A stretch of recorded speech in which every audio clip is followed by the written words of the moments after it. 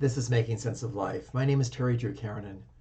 Today's theme is fear stopping you? Does fear stop you from living the life that you know you're meant to live? There's been a lot written about fear, both positive and negative.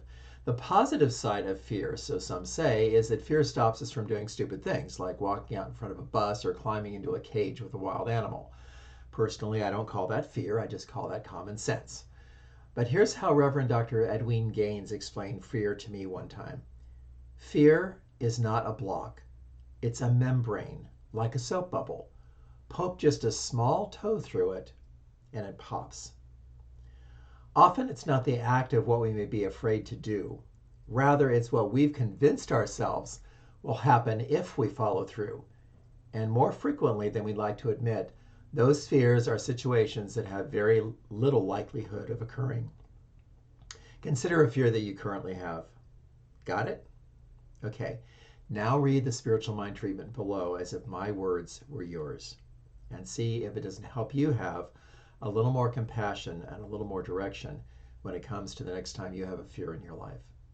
Our quote today comes from Louise Hay, who wrote, "If you are a person who gets angry at yourself for being afraid and fearful, think of yourself as being 3 years old. If you had a little 3-year-old in front of you who was afraid, what would you do?" Love is the only power in the universe. That love is God. That love created me as an expression of itself.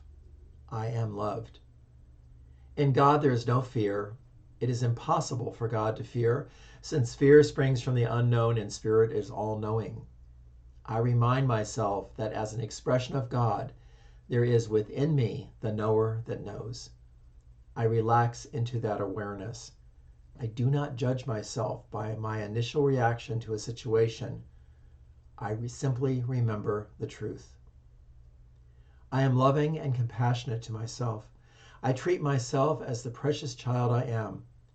I extend to support, have empathy, and for myself with the same understanding that I'm willing to give others. I stop beating up on myself. I let myself grow through my experience of life.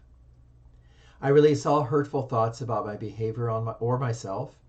I graciously acknowledge the love and the compassion of Spirit. All is well in my life, and so it is. Have a great day.